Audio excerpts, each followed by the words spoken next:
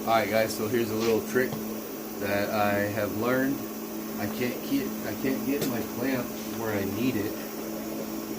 So I keep pieces of angle iron around. So this is gonna get all covered up anyways. So I'm gonna sand this off because I need the clamp right here to hold this down. I'm gonna just weld it on there real quick and use that as a leg to use my clamp on. So when I go to clamp it, it'll be on there. I'll show you.